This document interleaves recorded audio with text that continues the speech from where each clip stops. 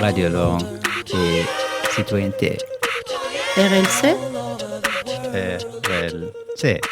Ce que j'ai vu, Ce que j'ai entendu. Ce que je veux, ce que j'ai entendu. Nous sommes allés à l'Opéra de Rennes. Pour écouter une répétition de l'orchestre symphonique du Breton. Nous sommes entrés dans l'opéra et sur la scène, il y avait beaucoup de musiciens. Ils ne répétaient pas, ils s'accordaient les instruments.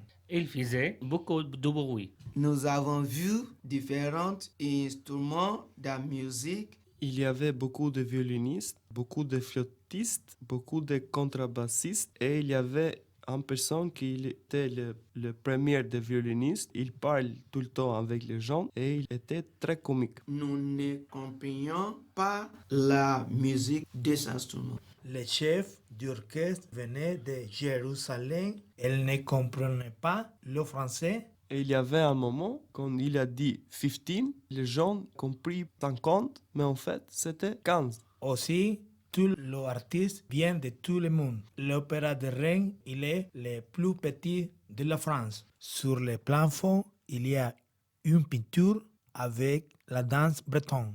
Pour moi, c'était intéressant parce que c'était la première fois que je suis allé dans un concert de musique classique.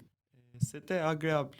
Un jour, je veux retourner pour écouter la musique classique. Et avant, je n'aimais pas la musique classique. Père, il a écouté tout le temps la musique classique et moi, je n'ai pas écouté parce que je pensais qu'il était triste. Mais en fait, c'est pas ça. Et j'ai changé d'idée dans ma tête. Pour moi, c'était bien parce que musique, c'est bon pour la santé.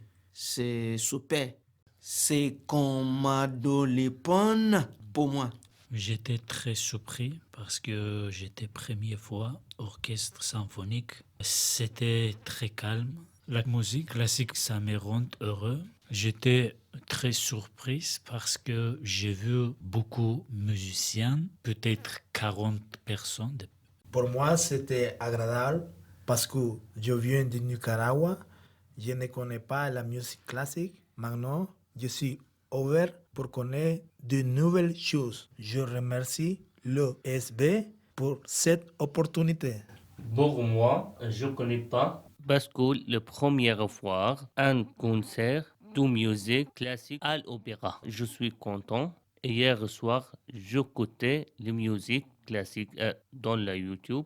J'aimerais retourner à l'opéra.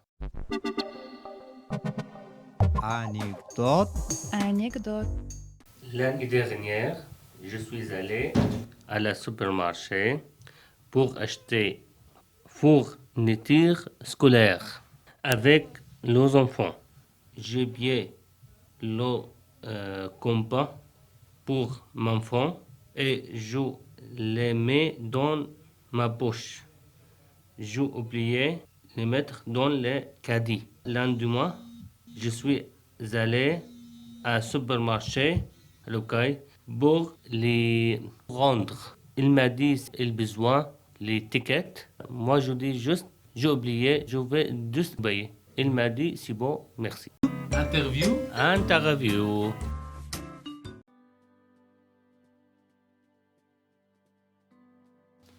Bonjour Carole, merci d'être venue ici.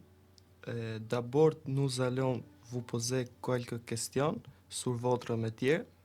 Bonjour, merci de m'accueillir. De rien, merci à vous. Quelles études avez-vous faites pour ce travail? Alors j'ai étudié l'histoire de l'art et ensuite j'ai continué mes études en développement culturel et direction de projet. Quel est exactement votre travail? Alors mon travail, l'intitulé de mon poste, c'est responsable du service des publics.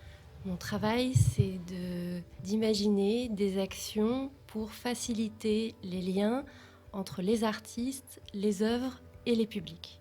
Bonjour Carole. Bonjour. Depuis combien de temps travaillez-vous là-bas?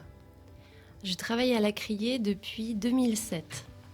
Aimez-vous votre métier? J'aime beaucoup mon métier. J'aime beaucoup rencontrer les artistes et permettre à différents publics de découvrir aussi à leur tour leur travail. Bonjour Carole, vous êtes très bien payé? Alors, j'ai fait le choix de travailler dans le service public. C'est-à-dire, je travaille pour la ville de Rennes. Donc, je savais qu'on n'allait pas gagner beaucoup d'argent. Mais après, j'ai fait le choix de la passion. C'est un travail social? Non, c'est pas un travail social, mais alors, on fait partie de la ville de Rennes. Donc, dans le service public, il y a le social, l'éducation, la santé et la culture. Et si c'est un travail de l'État, c'est pas très bien payé? Moi, je travaille pour la ville de Rennes. On ne fait pas d'argent, c'est-à-dire les artistes que l'on accueille, on les soutient, on les aide à produire des œuvres, mais on ne vend pas leurs œuvres. Donc on ne fait pas de profit. L'accès est libre et gratuit, on n'a pas de billetterie et on ne fait pas de profit. Bonjour Calon. Qu'est-ce que vous n'aimez pas dans votre travail? Alors je cherche, mais je... pas du tout. Peut-être, oui, le salaire qui n'est pas très très élevé, mais c'est la seule chose. Autrement, dans l'ensemble, j'aime toujours aller travailler. Bonjour. Avez-vous un souvenir d'une question étrange pendant une visite à la criée? Souvenir de questions étranges, j'ai pas de questions qui me reviennent comme ça à l'esprit, mais ça peut arriver. Mais des questions étranges, c'est souvent les enfants qui les posent. Vous comprenez tous les artistes? Alors parfois, je ne comprends pas toujours tout de suite ce qu'ils veulent exprimer à travers leurs œuvres. On a cette chance à la Criée de pouvoir rencontrer les artistes. Et j'ai cette chance d'avoir le temps pour discuter avec eux. Et ça permet de découvrir progressivement leur travail et ensuite de pouvoir le transmettre au public. Qu'est-ce que la Criée? Alors la Criée, c'est un équipement culturel de la ville de Rennes. C'est un centre d'art contemporain. C'est un lieu qui aide les artistes à produire des œuvres. C'est aussi un lieu d'exposition temporaire. Et parmi nos missions également, il y a la recherche. Et puis, on a aussi pour mission la médiation culturelle. Donc moi, je suis médiatrice culturelle. Mon rôle, c'est de permettre la rencontre entre les artistes, les œuvres et les publics. Depuis combien de temps la Criée existe? Alors la Criée existe depuis le milieu des années 80, 1980. C'est devenu un centre d'art en 1999. Pourquoi ce musée s'appelle la Criée? Alors le nom La Criée, il est inscrit sur la façade du bâtiment. On a conservé le nom d'origine puisque La Criée et le centre d'art est situé au milieu du marché central, le marché couvert de Rennes. Et à l'origine, c'était le lieu du marché aux poissons. Et c'est pour ça qu'on a gardé ce nom, La Criée. Mais c'est devenu un lieu d'exposition depuis. Est-il possible d'être bénévole à la Criée? C'est une très bonne question. Jusqu'à présent, on n'a pas accueilli encore de bénévoles à la Criée, mais on pourrait en faire la demande auprès de notre administration. Combien de personnes travaillent dans ce musée? Alors, nous sommes 8 permanents. Pourquoi est-ce gratuite? Alors, la Criée est gratuite. C'était un choix politique au départ, d'avoir un lieu ouvert, accessible à tous. Et c'est resté comme ça. Elle est ouverte combien de jours par semaine? Alors sur les temps d'exposition, nous sommes ouverts du mardi au dimanche. Du mardi au vendredi, le créneau horaire c'est midi 19h. Et nous sommes ouverts le week-end, donc samedi et dimanche, de 14h à 19h. Combien de personnes visitent le Criée par jour? Combien de visites on Visites, organise chaque jour, par Ouais, jour? ouais. Alors ça dépend. Souvent on accueille le matin les scolaires. Donc on accueille un groupe par matinée. Et l'après-midi, ça dépend. On peut accueillir 1, 2, 3 groupes étudiants ou adultes. Qu'est-ce que vous aimez beaucoup dans votre travail? Alors, ce que j'aime en particulier, c'est pouvoir rencontrer les artistes et pouvoir aussi imaginer des projets. Combien des artistes, à peu près, visitent le centre d'art contemporain pour une année? Combien on expose d'artistes sur une année? Oui. Alors, ça dépend, puisqu'on peut programmer aussi bien des visites d'un ou une artiste, mais on peut aussi programmer des expositions collectives avec parfois une dizaine, un peu plus de 10 artistes. Donc s'il n'y a que des expositions monographiques avec ces 4 expositions par saison, donc ça peut être 4 artistes, mais ça peut être parfois beaucoup plus s'il y a des expositions collectives. D'accord. Combien gagnait un artiste pour exposition? Alors, le budget d'une exposition, généralement, tourne autour de 10 000 euros. Sur les 10 000 euros, il y a une partie qui est consacrée aux honoraires, c'est-à-dire uniquement au paiement de l'artiste pour son travail. Une autre partie va aller au budget de production. Et puis il y aura une partie aussi pour la communication. Y a-t-il une petite histoire que n'oubliez pas dans votre travail, soit drôle ou soit triste? Ça ne me vient pas comme ça, une anecdote. Il y en aurait sûrement beaucoup à raconter. Zut, je trouve pas. Je trouve pas l'anecdote et pourtant la question est très bien. Quelles sont les exigences pour exposer à la criée?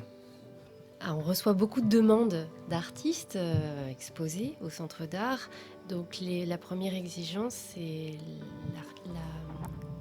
la direction artistique qui va définir une programmation. C'est la directrice de la criée qui va définir un projet. Et sur ce projet, ensuite, elle va choisir les artistes qui répondent aussi aux questionnements qu'elle se pose avec d'autres artistes, parfois aussi des chercheurs qui nous accompagnent. Qu'est-ce que doit faire la Colle pour visiter la criée? Il suffit simplement de prendre contact avec nous, de nous appeler ou de nous envoyer un message pour réserver, tout simplement. Et c'est gratuit. Qui choisit les couleurs sur les murs? Alors, les personnes qui choisissent les couleurs sur les murs, souvent, ce sont les artistes eux-mêmes.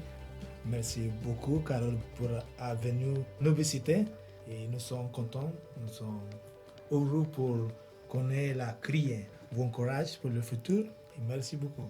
Merci beaucoup, merci pour toutes les formations, pour toutes les réponses. Merci.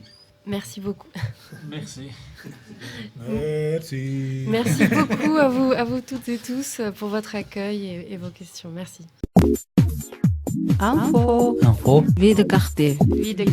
J'ai choisi l'association MRAP qui est située dans le quartier du Blion. C'est un mouvement contre le racisme et pour l'amitié entre les peuples. Les horaires d'ouverture sont à 9h jusqu'à midi et 14h jusqu'à 16h. C'est gratuit. J'ai choisi cette association parce qu'elle a aidé beaucoup de gens qui ont des problèmes pour obtenir leurs papiers. Info, vie de quartier. Je veux présenter d'une association de mon quartier Morpa qui s'appelle APAS. Elle protège les enfants, les personnes adultes. Elle fait de l'accompagnement social. Elle est ouverte mercredi, jeudi, vendredi de 9h à midi, lundi à mardi 9h à midi et de 14h à 16h. Ma raison de conseiller cette association, c'est peut-être que j'aurai besoin de cette association à l'avenir. Info, vie de quartier. J'ai choisi une association qui s'appelle l'Étal Convivial. Elle est située dans le quartier de Morpa.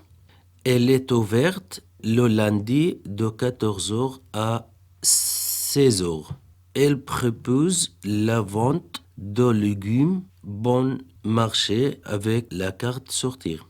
La participation coûte 1 euro.